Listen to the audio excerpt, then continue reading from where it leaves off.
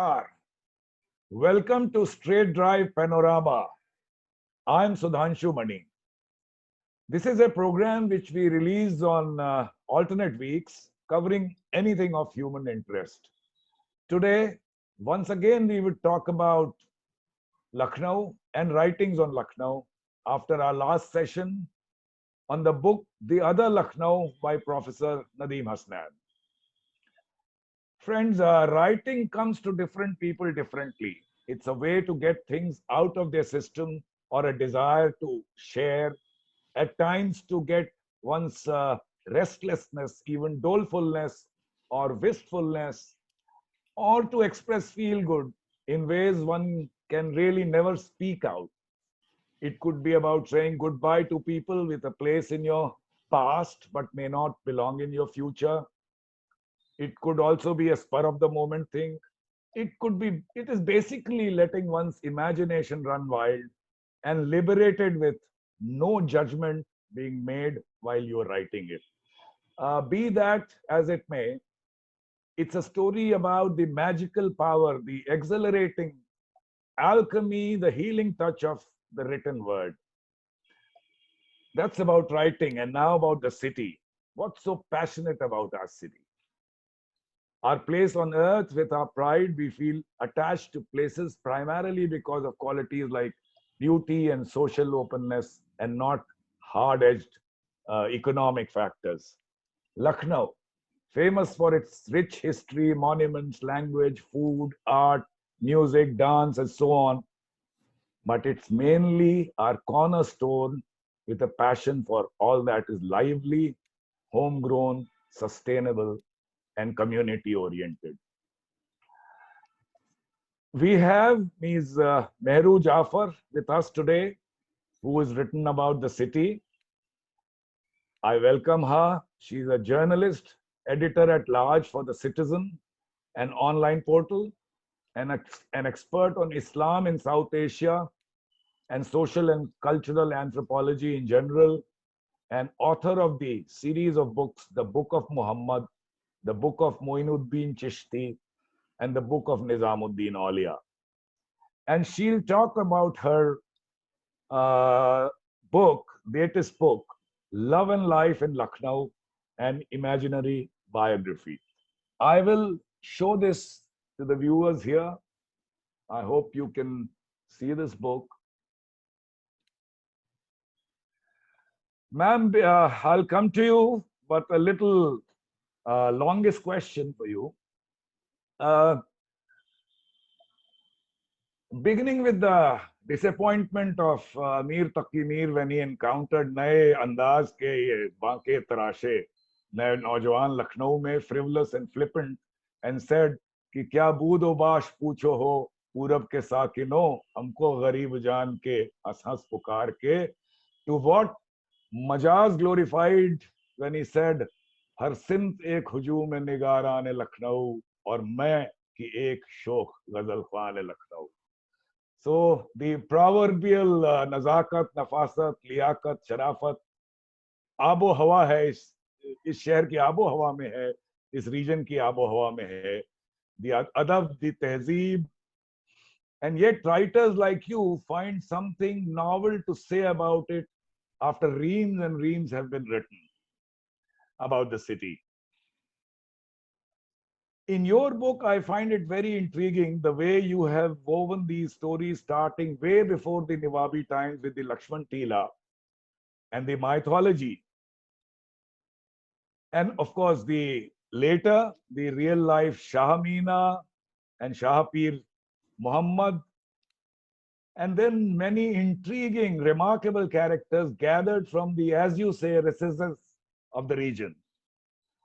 And then, lastly, I should mention the legacy of the yogis over the years, and I use this term responsibly, with relevance, but deliberately, building a continuity of cultures and not clashes. So your book is a great read, but the cliched question, please tell us about the book, your inspiration, and obviously it would be about the city. Thank you so much, Mani. uh, especially for investing your precious time in reading my work. What is most thrilling for any writer is to have people say that they've been read, and I'm very, very pleased and chuffed that my book has been read yet by another reader. And also, thank you so much for inviting me to your show today, because I enjoy talking as much as I enjoy writing. ना आपने जो अभी मीर का शेर पढ़ा और उसके बाद मजाज का शेर पढ़ा, तो you know, I'm a little bit how do you say, glued to what the way you quote Majaz, because the same poet, the same Majaz also says about the state of the world, बहुत मुश्किल है दुनिया का संवरना, बहुत ही मुश्किल है दुनिया का संवरना, तेरी जुल्फों का पेच और काम तो नहीं. So Majaz was also aware of the complexities of the world and how difficult it was even for a raving, ranting, rebel, revolutionary, um, uh, with such a glorious imaginative mind, to also be concerned about making this world a better place for us all. So, more than my book, I think the story about Lucknow is very important. It's such a great story because I was born and brought up in Lucknow and have had the privilege and occasion to travel around the world. For 30 years, I was living in Europe and lived in Indonesia. I have visited America, several continents, and my experience has been that wherever I go, in whatever corner of the world, when I meet another South Asian and I tell them I'm from Lucknow, you know, their eyes start to twinkle. And this has happened so often that I started wondering, you know, what is so great about uh, my sleepy old Lucknow, you know, a city where as a young person, as a student, I couldn't wait to get out because I found it so dull and so uh, calm, without any opportunities, you know, to pick up different professions. So, of course, you know, the Mecca for me was always, you know, Mumbai and Delhi. Nothing, you know, to a 20-year-old. But at the ripe old age, many, many decades later, I wanted to find out what makes eyes around the world twinkle at the mention of the name Lucknow. Yeah. So now for 3-4 decades, I've been researching the city to find out, you know, what makes it tick and what makes me, which is your next question actually, what makes me call it a very a special space in the world, and not only a geographical space but a state of mind. So we'll talk about that later, but at this stage in my life, I think Lucknow is a great story, and despite the reams, as you say, already written about the city, much more needs to be written about Lucknow, not only about the tangible history and heritage, the marvelous building, but also that intangible feeling, ehsas, you know, uh, just the abo hawa, you know, which makes you feel at home. So to put that feeling into words is what my endeavor is all about. And I hope by reading my book, you get some kind of a feel for what tehzeeb, um, khulas, mohabbat, what is all this all about? You know, I've tried to describe it. And more than at any other time, today the story of Lucknow needs to be told because of its extremely cosmopolitan character throughout the ages. It is worth trying to figure out why um, the word Lucknow, the mention of the word Lucknow makes so many hearts happy and lights up so many eyes. It is Okay. useful to us today to know how some rulers in the past tried to organize society in a way that most citizens felt content and happy with their surroundings. So I think this is something we need to study. We need to find out what did those rulers do to, to bring this contentment in the midst of the citizens. And this is what I try to figure out. Even after having written this book, I've done another book for Alif Publications, which should have been out now, but because of the lockdown, they've pushed the release to next year. So I'll keep writing about Lucknow till I find out for myself, what makes Lucknow Yeah. tick. Of Great. times when citizens were coaxed to appreciate one another, I think, is, uh, is what Tehzeeb is all about.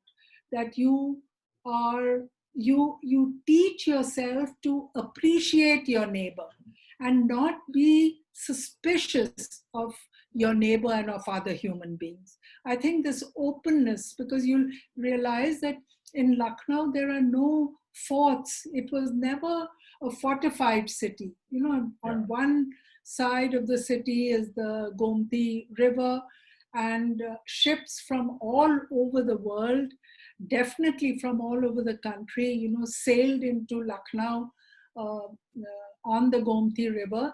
And there is, there are marvelous buildings, but no fort to prevent people from entering.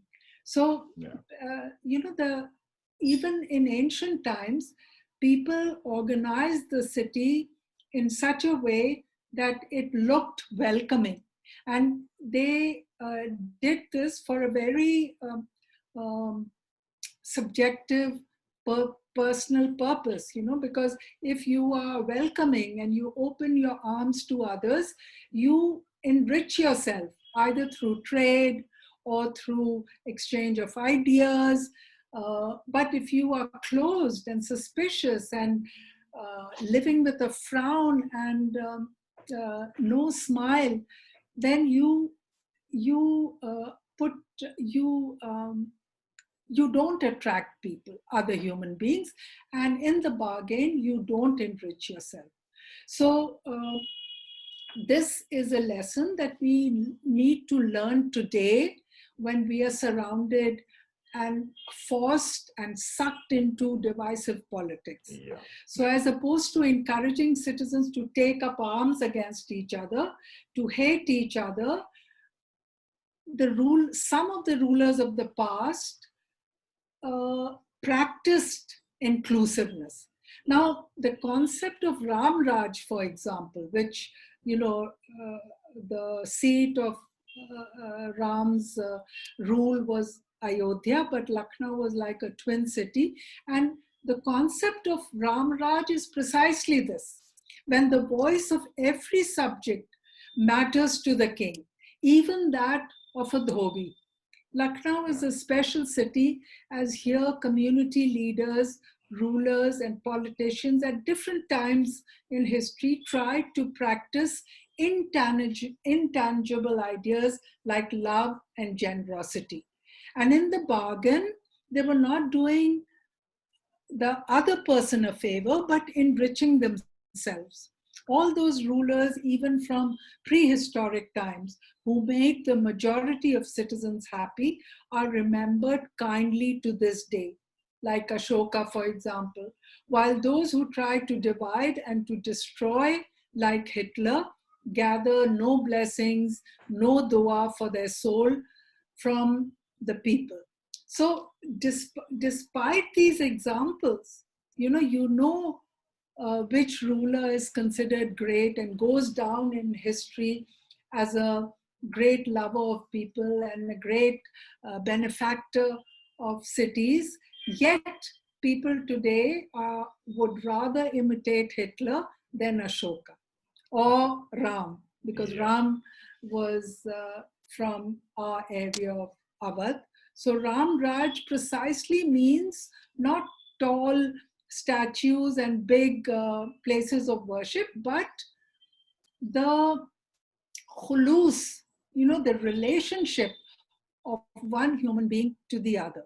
So if the ruler is a friendly sort, is large-hearted, is magnanimous, is generous, then the subjects also try to practice the very same qualities. And yet, we have as a people surrounded ourselves with politicians who insist on dividing populations. So this is why the study of Lucknow is important, on how to be a popular leader by bringing people and citizens closer to each other, and who prefer to lord over the destiny of the city with a cruel hand, even at the prospect of being cursed forever by history and posterity. That is what puzzles me endlessly as a writer and as a thinker. And I will continue to be exploring these ideas in every writing that I do. Thank you. Thank you so much. Wonderfully explained. And the way you say that a lot has been written, you have written beautifully, but it's a work in progress and you will continue writing. And the way you said you traveled around the world and you met people and their faces lit up when they heard the word Lucknow, and gave you and them perhaps goosebumps. I'm reminded of Wajid Ali Shah very simply when he wrote, when he was in Kolkata after imprisonment, is हर चंद लाख तरह भुलाता हूँ याद को, अख्तर पुकार उठता है दिल हाय लखनऊ. क्या बात. So before I go to my next brief question, a simple, very simple question. I mean, quite intrigued by these everyday characters that you have in your book. I mean, you call this book an imaginary biography, but are these real characters? Or are they clones, or are they imagined and mixed out of a couple of characters? Or no, I think they are all composite characters, because okay. Bano Bua, I want to also clarify why I call it an imaginary biography, because I'm not a historian. My discipline is I have a master's in English literature, and then soon after I did my master's, I started working as a journalist. So my research is done about people and places like a journalist, whereas a strict historian, somebody who studied history, they have a very academic and a different approach. They go into primary source and secondary source and so on and so forth. But as a student of English literature, my discipline encourages us to use our imagination. A historian is very put off and very annoyed when we try to imagine what the Gupta rulers looked like, or what, they want you to prove it. So I didn't want to get into the way of historians by talking about people and places in Lucknow, just in case my imagination was overriding the facts and history. So I didn't want to tame my imagination. I wanted it to gallop wherever it wanted to go. And so, as a safety valve, I said this is not a history book. about Lucknow, but it's an imaginary biography of a city. And I believe that a city is merely another geographical space on this earth. What makes it a special city are people. So I concentrated less on the Imambara and the Maqbara and all the glorious tourist spots, and more on the citizens. And also there was 100 years ago, history meant information about the rulers. So I tried, and there is enough about the Nawabs and the Parsi rulers and so on and so forth, but very less about who are the ordinary people. Who are these lovely people who speak in such a beautiful way, who sell vegetables, who sell fruits, who ply the rickshaw. So, the rickshawala Naresh was a real person who took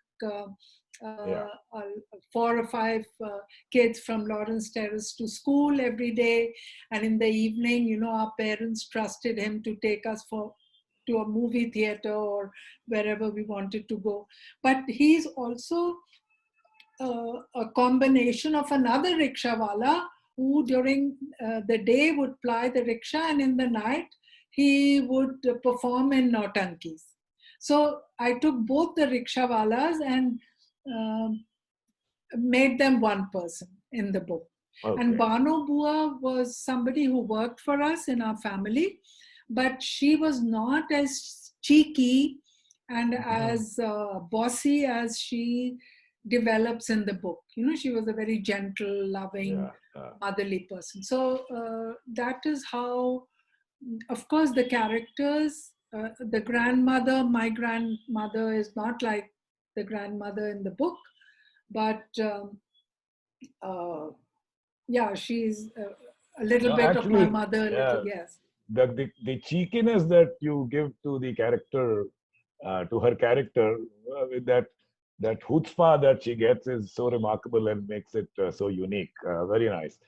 Okay. Because that is also an expression of protecting the ward and loving the ward, being, so you have to be strict, you have to be, and this was one way of showing that they loved you and that they wanted to take care of you, because the protagonist in the book is an orphan, she's an orphan in many ways, because partition has orphaned her, then the death of her parents have orphaned her, and so on and so forth.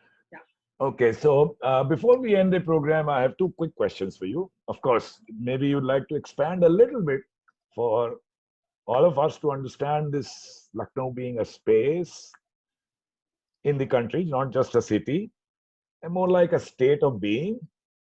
And following it up with a very simple question, knowing today's Lucknow, do you see hope? Yeah, so the first question first. Yes, I do believe that Lucknow is a very special space in the world, I think. I know I've experienced a bit of the world, and everywhere I've been, I've felt that, yes, Lucknow is different.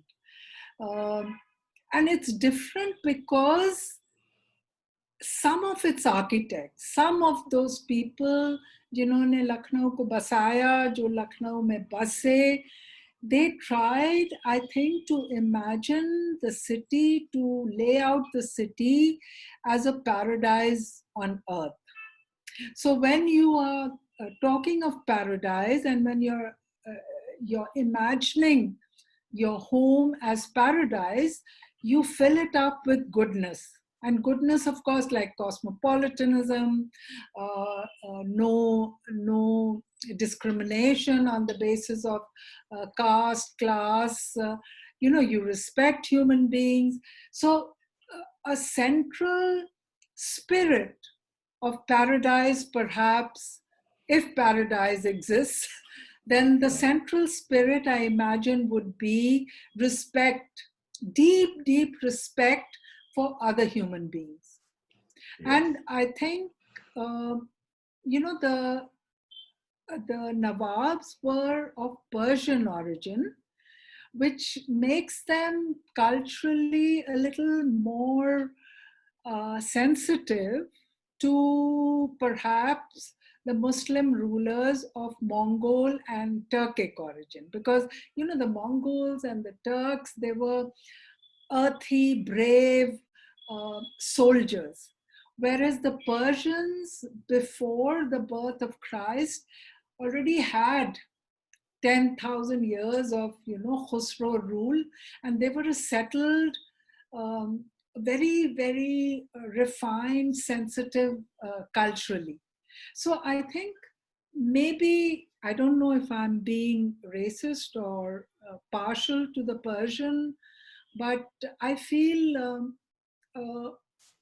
because Lucknow became what it became because of so many Persians making this their home. So this is also food for thought for you. Give it a thought, whether what I'm saying could be true or not. Yeah. So because we agnostics are not sure what the creator of the world looks like, what heaven looks like, visually speaking. So when an architect is converting a city into a paradise on earth, then he makes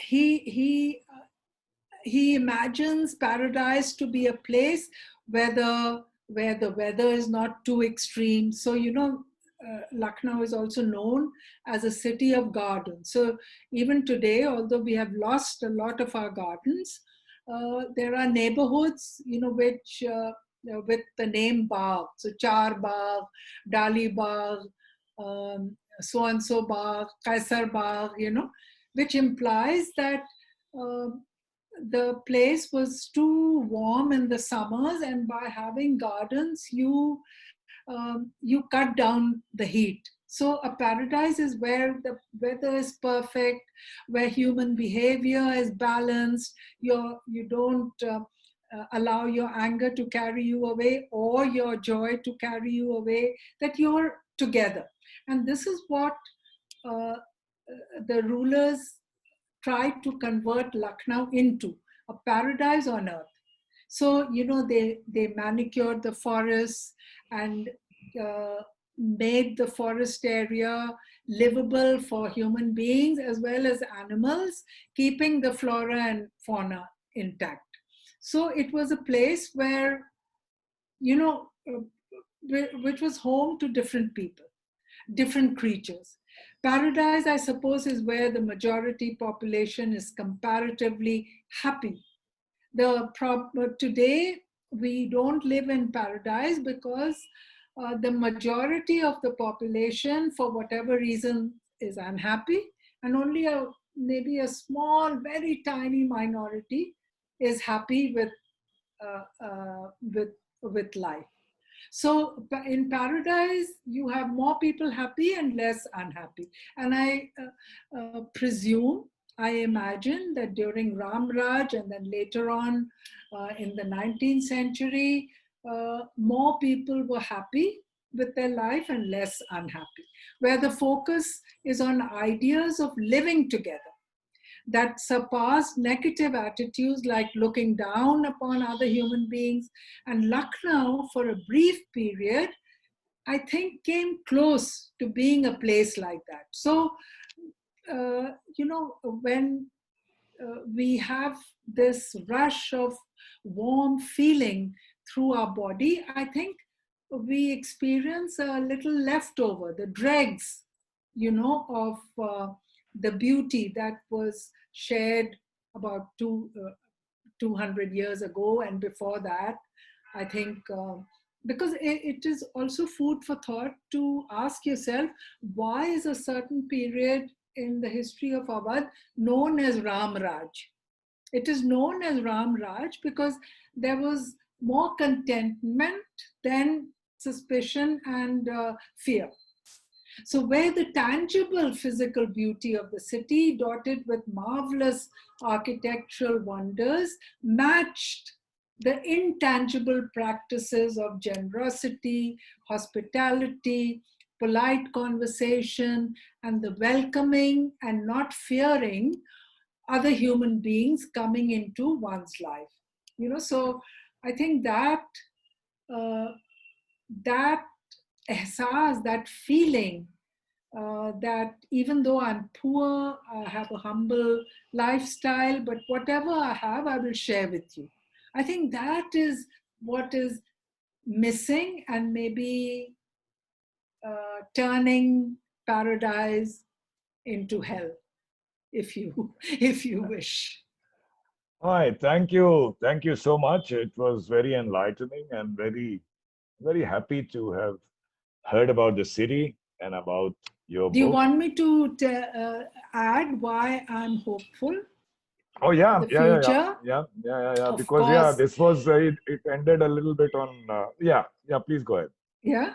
So, Yeah, of course, hope is what keeps the human spirit high. So, I have to be hopeful, even when in times of distress, sometimes election results, sometimes what's happening in society makes you sad and sorry, but despite those feelings, you have to pull up your socks and be hopeful always. So I'm hopeful, but I feel that the ball is always in my court. It is all up to us in the end. If we practice an inclusive lifestyle where in our daily life we refuse to discriminate between fellow human citizens on the basis of caste, class, gender, or religion, then this period we live in will be remembered kindly by history as truly a paradise on earth. But yeah, if we choose to continue to kill each other, destroy, and hate, no amount of spectacular statues, buildings, and places of worship of any god will be able to fool history. No worship of any god makes any sense till there is total respect for fellow human beings. yeah. So, So if we practice love and respect for other human beings, of course there is hope. But if we don't, then there is no hope. yeah, so uh, summarizing what you just said on a hopeful note, do your bit, light your own candle. शिकवाए जुल्मत शब से कहीं बेहतर था कि अपने हिस्से की एक शमा जलाते जाते. क्या बात. So thank you very much for joining this show and telling about your book. I hope more and more people read your book and learn not only about the city, but humanity as such. And we will end this program on a lighter note about the city. कि क्या तबाह तो दिल्ली ने भी बहुत किया, तबाह तो दिल्ली ने भी बहुत बिस्मिल, मगर खुदा की कसम लखनऊ ने लूट लिया. Exactly. Exactly. So Amir's moaning and groaning about the flippancy he found in Lucknow was also rooted in the sorrow, in the deep sorrow he felt at the destruction of Delhi. yeah, He didn't it is. want to leave Delhi. He was I know, forced to I know, leave Delhi to I make know. a living. So, Yeah, yeah. more than hating Lucknow, I think he he was full of sorrow at watching his beloved बिल्कुल, Delhi go down the drain. absolutely. As he said, जिसको फलक ने लूट कर वीरान कर दिया, जी. हम रहने वाले हैं उसी उजड़े दयार के. So it तो was यहाँ जब वो more. लखनऊ आए और उनको यहाँ पे इतनी इतनी wealth और joy दिखी, he couldn't enjoy it because his beloved Delhi didn't enjoy that kind of Yeah. pride anymore. Okay. So, viewers, I hope you like the program. And we will meet again next Thursday with Straight Drive on politics, and next to next Thursday on Straight Drive Panorama with anything of human interest. Thank you very much. Namaskar. Thank you.